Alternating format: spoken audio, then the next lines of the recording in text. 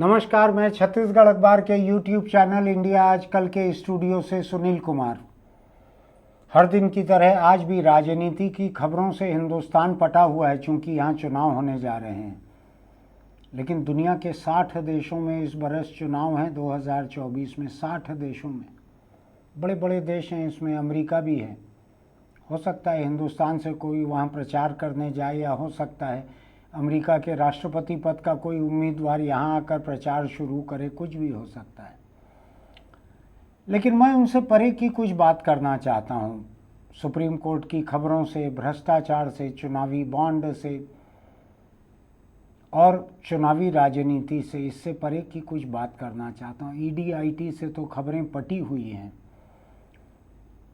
उन्हीं पर मैं भी बोलूं ऐसा मुझको ठीक नहीं लगता। इसलिए मैं आज एक छोटी सी बात कह रहा हूं आपसे, जो कई लोगों को महत्वहीन लग सकती है, मुझको बहुत महत्वपूर्ण लगती है।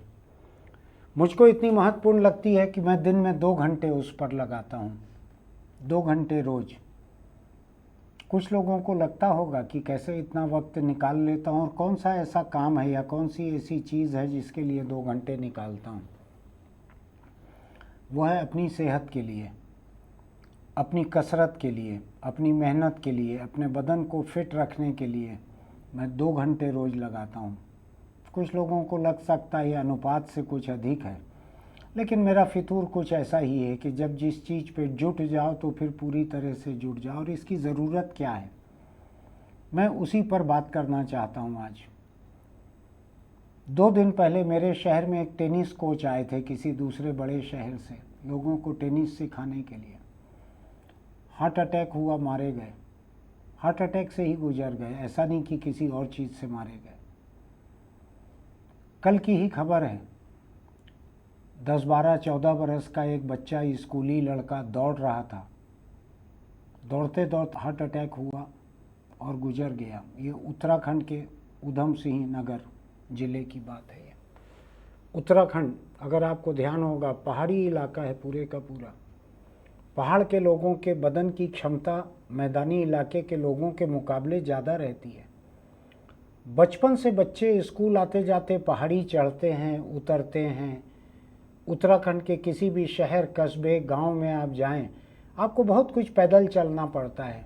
लोगों के पेट सपाट रहते हैं, आंखें ज़्यादा उनकी ताकतवर रहती है, चश्मा कम लगता है पहाड़ के लोगों को। हरियाली को देखते हैं चारों तरफ, उसका भी एक फ़ायदा होता है। ऐसी जगह पर स्कूली बच्चा जो है, दौड़ते हुए हार्ट अटैक आया और गुजर गया। गुजरात की एक खबर थी कुछ हफ्ते पहले की, मैंने उसके बारे में भी या तो अखबार में लिखा था या कैमरे के सामने कहा था।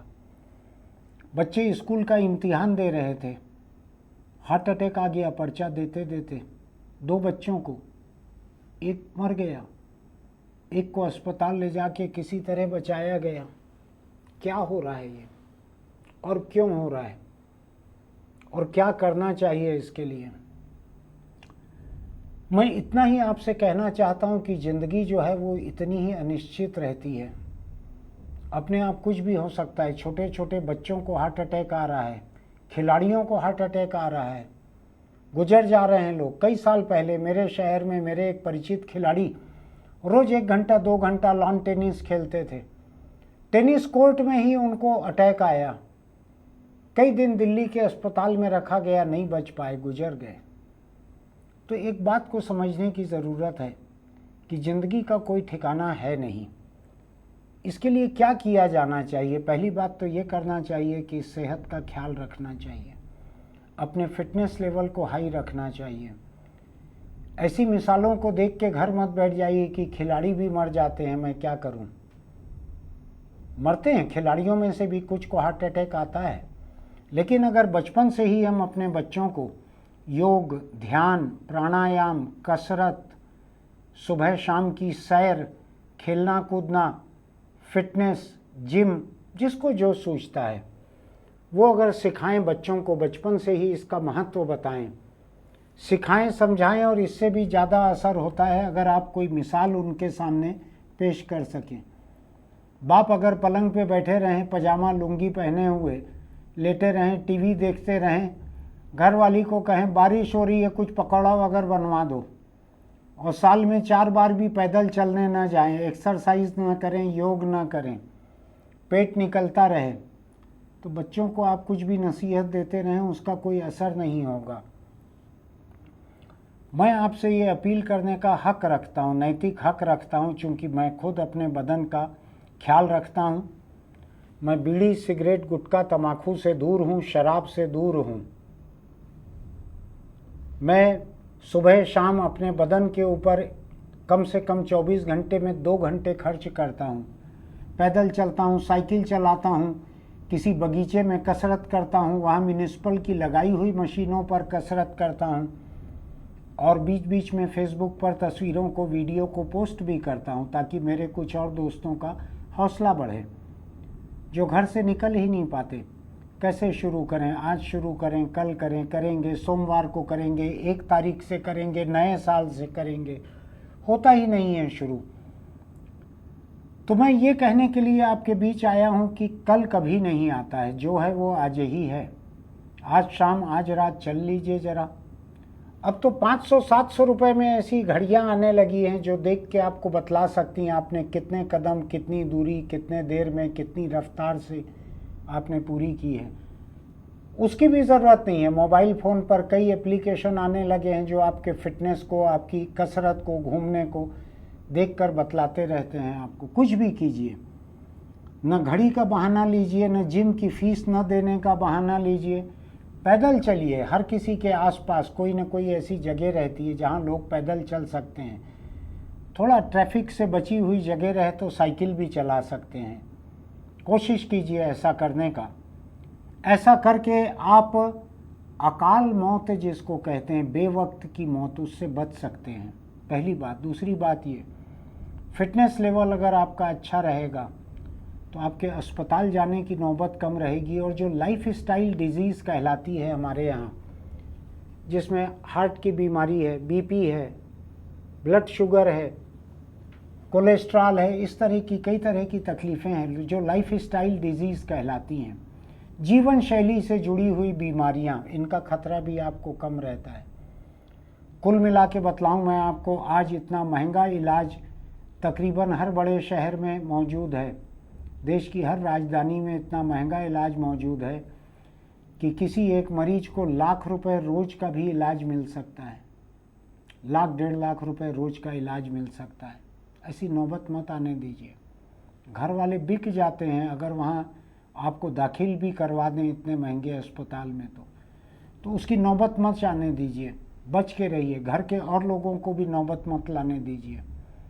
हर एक को कहिए कि अपनी सेहत ठीक रखो, ठीक खाओ पियो। खाना पीना दूसरा, फिटनेस, एक्सरसाइज, घूमना, ये तो कह दिया मैंने। खाना, बहुत सारे लोग इतना उटपटांग खाते हैं। गरिष्ठ खाएंगे, भरपूर मीठा खा लेंगे, खूब सारा घी तेल खा लेंगे, तला हुआ खा लेंगे, ज़्यादा नमक शक्कर खा लेंगे, खाते रहेंगे मनमानी, जैसे ज़िंदगी मान लो खाने के लिए ही बनी है। ऐसा होता नहीं है।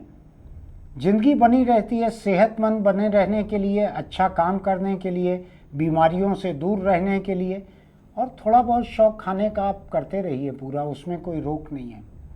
नहीं करते हैं लोग, बहुत सारे लोग अंधाधुंध उटपटांग खाना खाते हैं, उटपटांग क्वांटिटी में खाते हैं, घटिया किस्म का खाते हैं, जो सेहत के लिए ख़राब है उसको खाते हैं और कोई परवाह इसकी नहीं करते। मैंने बहुत सारे अपने परिचित सेठ ऐसे देखे हैं, पैसे वाले लोग, जो कहते हैं ये सब फिजूल का बात नहीं सोचना चाहिए।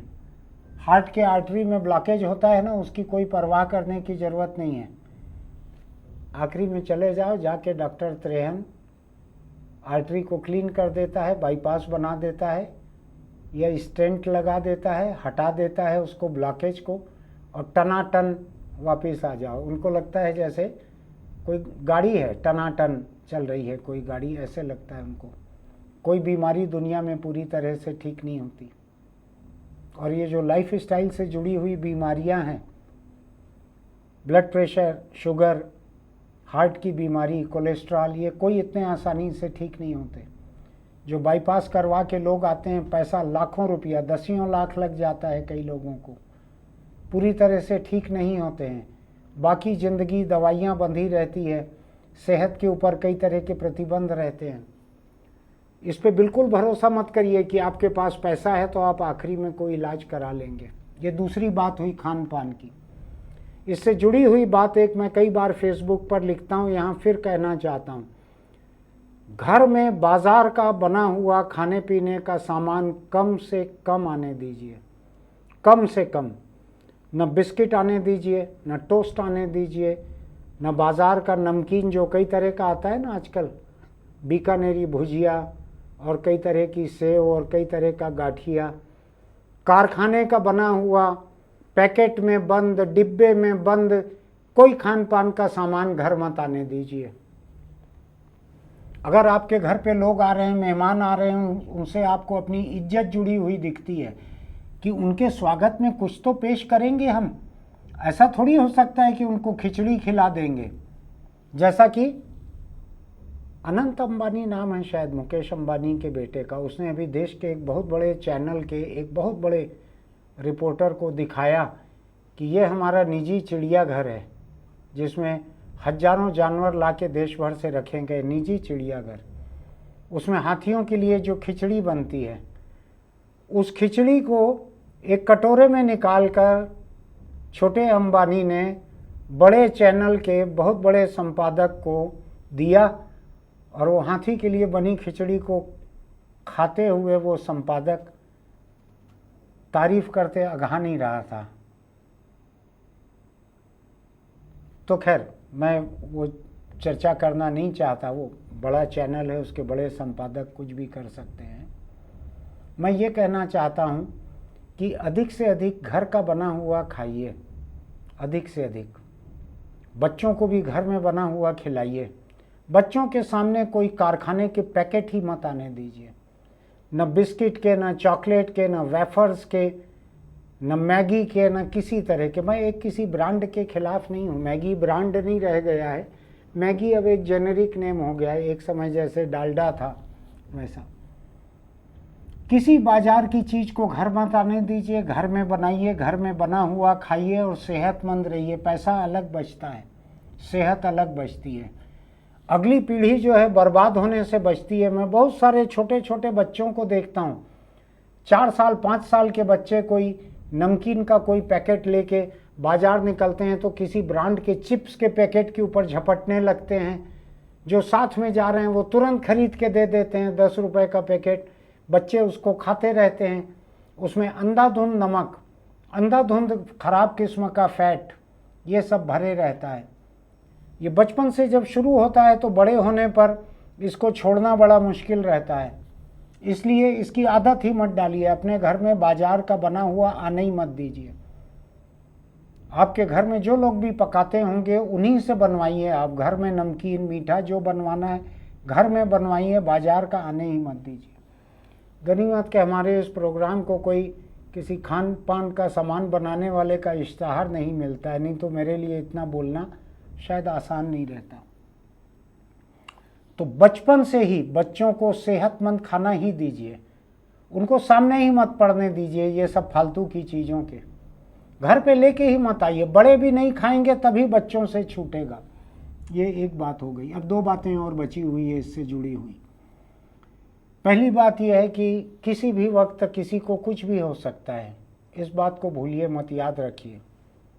ये मेरा मोबाइल फ़ोन यहाँ पे रखा हुआ है, अभी घंटी बंद करके मैंने रखा है। हो सकता है दोस्तों ने उसमें कई किस्म के वीडियो भेजे हों। कुछ एक दोस्त हैं, बचपन के दोस्त हैं, अभी तक साथ हैं, कोई एडल्ट वीडियो भी कभी भेज देते हैं।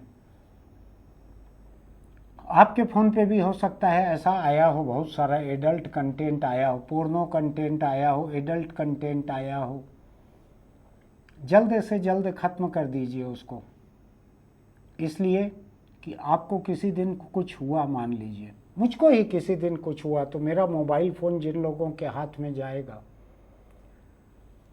उनको क्या लगेगा ये सब वीडियो देखकर कि हमारे पिता या हमारे चाचा या हमारे ताऊ या मेरे भाई क्या ऐसे थे। मैं बताऊं आपको, पूरी ज़िंदगी जो कुछ इज्जत आपने कमाई होगी परिवार वालों की नज़रों में, आपका एक अकेला मोबाइल फ़ोन, स्कूल में एक डस्टर रहता था जिससे ब्लैक बोर्ड हम लोग साफ करते थे लिखा हुआ। एक डस्टर की तरह आपका मोबाइल फ़ोन आपके लिए जितनी लोगों के मन में इज्जत है सबको मिटा सकता है। तो केवल मरने के डर से ना सही, फ़ोन गुम जाने के डर से भी, किसी के हाथ पड़ जाने के डर से भी अपने मोबाइल फ़ोन से गंदगी को दूर रखिए। ये मेरी छोटी सी सलाह। ये सेहत के लिए बहुत ख़राब नहीं है। हो सकता है आपको मज़ा आता होगा पोर्नो देखने में। कोई एक उम्र थी मुझको भी मज़ा आता था, उस वक्त वीडियो क्लिप नहीं आती थी, उस वक्त कोई वीडियो फ़ोन नहीं रहते थे, कोई कंप्यूटर नहीं था, टीवी भी नहीं था। मेरा तो वक्त वो था। लेकिन जो कुछ भी आता था, तस्वीरों वाली फ़ोटो आती थी, वही देखना अच्छा लगता था। लगता है एक उम्र रहती है, लेकिन जब आपकी उम्र उससे निकल जाती है उन चीज़ों से, तो अपने फ़ोन की गंदगी को थोड़ा कम कर लीजिए। वरना आपने जो परिवार के बीच, दोस्तों के बीच जो इज्जत कमाई है वो मिट्टी में मिल जाएगी। मत कीजिए ऐसा, उसमें गंदगी मत रहने दीजिए। उसके वीडियो हर 2 दिन में, 4 दिन में, बेहतर ये हो कि हर रात में सोने के पहले उसको साफ़ करके डिलीट करके ही सोइए। किसने देखी है रात, और किसको गारंटी है कि सवेरा होगा ही।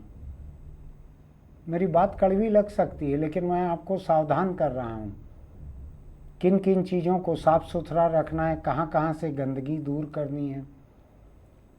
आपके घर में अगर बाज़ार के सामानों के पैकेट और उसके रैपर और उसके डिब्बे अगर ये कचरे में निकलेंगे ही नहीं, तो आप मान लीजिए बीमारी आपके घर में कम आएगी।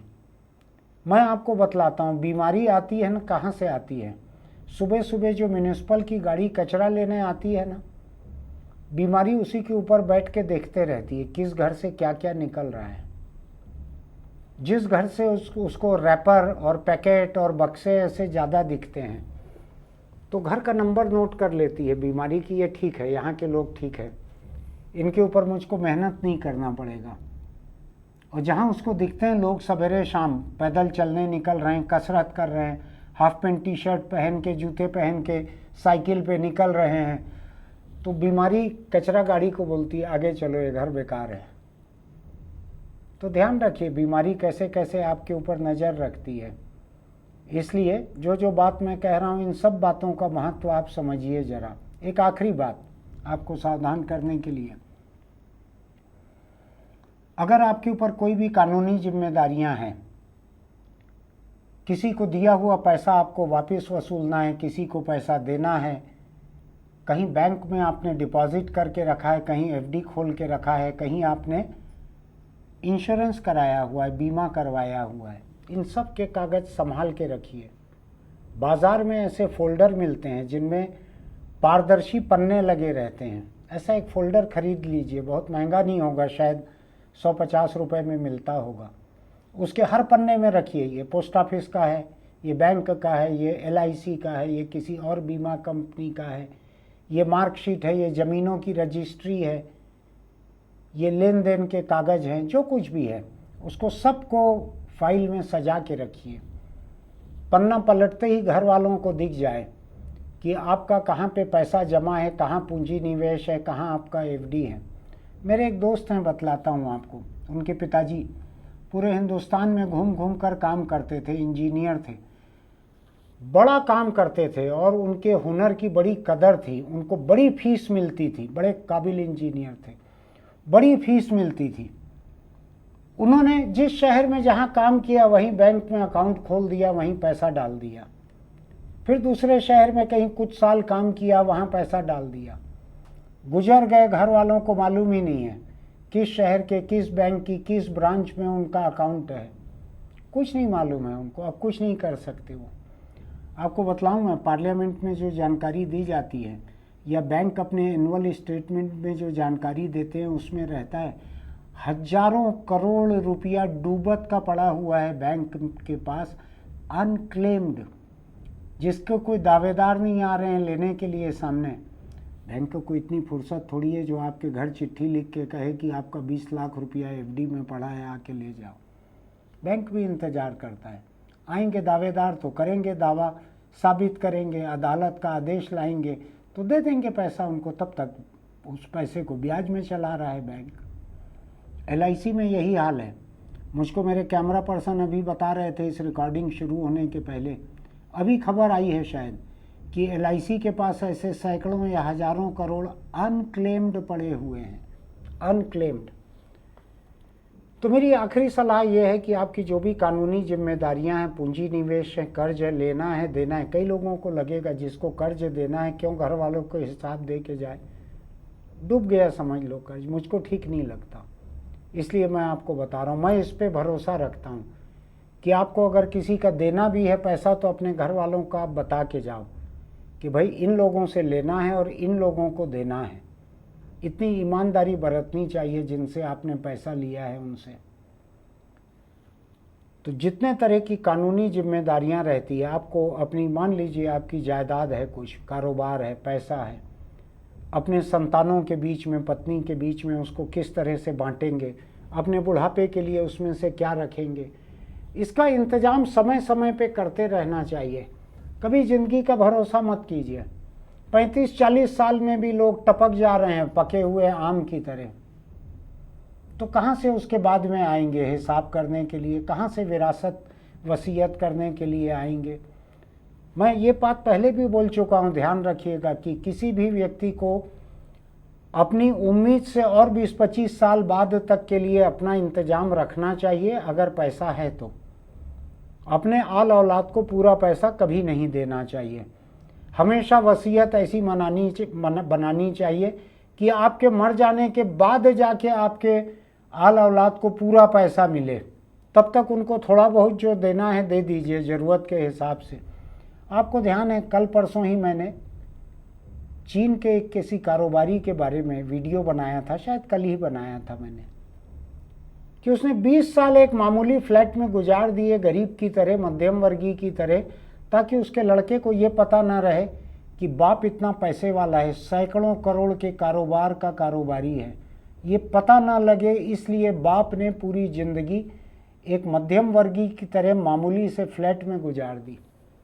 आप भी अपने बच्चों को थोड़ी तकलीफ पाने दीजिए, बहुत ज़्यादा उनको हथेली पे, फूल की पंखुड़ियों पे मत रखिए। उनके पैर ही ज़मीन पे ना पड़ें, क्योंकि ज़मीन कड़ी है, कंकड़ चुभते हैं, इसलिए पाँव ही उनके ना पड़ने दें। उनको गोद में ही लेके चलें 40 साल की उम्र तक, ये ठीक नहीं है। उनको मेहनत करने दीजिए। इसलिए मैं कह रहा हूँ आपसे, वसीयत में पूरा का पूरा पैसा उनको दे के मत जाइए। इसलिए मैं कह रहा हूँ कि वसीयत करिए। आपकी खुद की ज़िंदगी का कोई ठिकाना नहीं है। आपको इलाज में कितना पैसा लगेगा इसका ठिकाना नहीं है। आपके सामने अगर ये मिसाल है कि आपके परिवार में आज तक सबसे महंगा इलाज 20 लाख का हुआ है, हो सकता है आपको 60 लाख के इलाज की ज़रूरत पड़ जाए, तो पैसे को बचा के रखिए। आप मरेंगे तो उसके बाद जाहिर है कि आपके वारिसों में ही बटेगा वो। बेटी को बराबरी का हक देकर जाइएगा। पति पत्नी एक दूसरे के नाम से ऐसी वसीयत करके जाएं कि जो पहले गुजरे दूसरे को बाकी पूरी ज़िंदगी मदद मिलती रहे, काम उनका चलता रहे। ऐसा ना रहे कि जीवन साथी भी चला जाए और जीने का जरिया भी चला जाए, और उसके बाद औलाद के मोहताज होकर बैठे रहें, देखते रहें कि औलाद कब आए, कब खाने दे दे, 2 बिस्किट दे दे चाय के साथ में। आपको ध्यान है ना, कुछ दिन पहले मैंने अपने परिवार की एक बुजुर्ग महिला के बारे में बतलाया था कि उनके बेटे ने उनकी क्या हालत की थी। तो आप अपने बुढ़ापे का सोचकर अपनी जवानी में ही ऐसी विरासत तय कर लीजिए, ऐसी वसीयत कर लीजिए, कानूनी कार्रवाई पूरी कर लीजिए। कोई कमी उसमें मत रखिए कि किसको क्या देना है, कब देना है, अपने बुढ़ापे के लिए क्या बचाना है। तो मैंने बात की शुरुआत की थी, जो लोग अचानक चलते चलते चटक गए हैं, चलते चलते चले गए, उनके पास कुछ नहीं था। 10वीं में पढ़ने वाला 14 साल का बच्चा या 8वीं में पढ़ने वाला, उसको अगर हार्ट अटैक आ गया तो एक दिन पहले थोड़ी इम्तिहान का पर्चा लिख के जा सकता था, वो तो चले गया अचानक। लेकिन अगर 8वीं का वो बच्चा अगर पहली दूसरी क्लास से ही अगर एक्सरसाइज करते रहता, योग करते रहता, दौड़ता चलता, तो हो सकता है कि डॉक्टरों को समझ में आता है इसको कुछ तकलीफ हो रही है पैदल चलने में, उसकी जांच होती और हो सकता है हार्ट की तकलीफ दिख जाती पहले। तो मैं आपसे छोटी छोटी कुछ बातों को कहने आया हूँ। देश में न्यूज़ वैल्यू की बहुत सारी बातें हैं, इलेक्शन बॉन्ड से लेकर ईडी तक, आईटी तक, इंडिया गठबंधन तक, अरविंद केजरीवाल तक, बहुत सारी खबरें हैं। लोग ऐसी फ़ोटो छाप रहे हैं कि लाल कृष्ण आडवाणी बैठे हैं, प्रधानमंत्री नरेंद्र मोदी बैठे हैं और राष्ट्रपति सम्मान कर रही हैं, भारत रत्न दे रही हैं आडवाणी को, लेकिन राष्ट्रपति खड़ी हुई हैं, बाकी 2 लोग बैठे हुए हैं, प्रधानमंत्री बैठे हैं और एक महिला राष्ट्रपति खड़ी हैं। इस पे भी लोग मुझको बोल रहे थे बोलने के लिए, लेकिन मुझको लगा कि ठीक है, राष्ट्रपति की पर्याप्त ताकत है अपने सम्मान को तय करने के बारे में। मैं आज इस बारे में कहना चाहता हूँ, बोलना चाहता हूँ कि अपनी सेहत का ध्यान रखिए, अपनी कानूनी जिम्मेदारियों का ध्यान रखिए, अपने फ़ोन की ईमेल बॉक्स की गंदगी को हटाने का ध्यान रखिए। कोई ऐसी आपत्तिजनक चीज़ अपने पास मत रखिए। पता लगेगा आपके सामान में से नशे का कुछ सामान मिल रहा है, गांजे की पुड़िया मिल रही है, कोई और नशीली चीज़ें मिल रही है, तो परिवार में आपकी इज्जत की मिट्टी पलीद हो जाएगी। तो सब छोटी छोटी चीज़ों का ध्यान रखिए। फिटनेस से शुरू कीजिए, खान पान, बच्चों के सामने मिसाल पेश करना, मोबाइल फ़ोन की गंदगी दूर करना, कानूनी जिम्मेदारियों को पूरा कर लेना। ज़िंदगी जो है अपने हाथ में नहीं रहती है, हो जाता है कभी कभी लोग चल बसते हैं। मैं बार बार कहता भी हूँ कि किस तरह हेलमेट लगा कर रखिए या तंबाकू मत खाइए। एक चीज़ और चलते चलते, आखिरी की 2 बातें मैं और एक साथ गिना देता हूँ। ये सब जितना गिनाया है मैंने, इसके साथ साथ दुपहिए पे चलते हैं तो हेलमेट लगा कर रखिए, चाहे चलाएं चाहे पीछे बैठें। कार में चलते हैं तो सीट बेल्ट लगा कर रखिए, किसी हादसे में यही आपकी जान बचाएंगे। दूसरी बात, गुटखा, तम्बाकू, बीड़ी, सिगरेट से बच के रहिए, वरना कैंसर आपके फेफड़े में, मुंह में जाके बैठेगा। वहाँ से यमराज को मैं बतला चुका हूँ, लाइव लोकेशन भेजता है गूगल मैप की। आप जहाँ भी रहेंगे वहाँ सामने भैंसे पे बैठ के, गदा लेके, मुकुट लगा के, मूछें बड़ी बड़ी हैं, ऐसा हिंदू धर्मशास्त्र बताते हैं, तो पहुँच जाएगा वो। बाकी लोगों के लिए अलग अलग होगा। किसी धर्म के लिए एक शैतान या पिशाच जैसे कोई पहुंच जाते हैं काले लबादे में, किसी और धर्म का कुछ और होगा। सावधान रहिए। मैं चाहता हूं कि आप और हम कैमरे के आर पार इस तरह से देखते और बात करते रहें। स्वस्थ रहिए, आसपास के लोगों को स्वस्थ रखिए, अपने पूरे दायरे में सेहत की एक संस्कृति विकसित कीजिए। विरासत में पैसा छोड़कर जाएं या न जाएं, अगर सेहत के लिए जागरूकता और चौकन्नापन छोड़ के आप जाएंगे, पैसा तो औलाद वैसे भी कमा लेगी। फिर मिलते हैं। अगर आपको हमारी बात अच्छी लगती है तो हमारे YouTube चैनल इंडिया आजकल को सब्सक्राइब कीजिएगा, नोटिफिकेशन की बटन दबाइएगा, लाइक कीजिएगा। आपके ऐसे कोई दोस्त हों जो हिंदी भाषा को समझते हैं जो मैं बोल रहा हूँ, तो उनको भी ये लिंक भेजिए। अगर वो हिंदी समझते हैं तो इंसान ही होंगे, अंदाज मेरा ये है, उनके भी ये काम का हो सकता है। आप उनको दिवाली पे, जन्मदिन पे, शादी की सालगिरह पे तोहफ़ा भेजें या ना भेजें, इस लिंक का तोहफ़ा भेज दीजिए। शायद साल भर बाद वो आपको कहेंगे कि इस साल में हमको मिला सबसे अच्छा तोहफ़ा ये लिंक ही था। नीचे कमेंट बॉक्स में लिखिएगा आपको हमारी बातें कैसी लगी, आप क्या करते हैं अपनी सेहत अच्छी रखने के लिए। फिर मिलते हैं।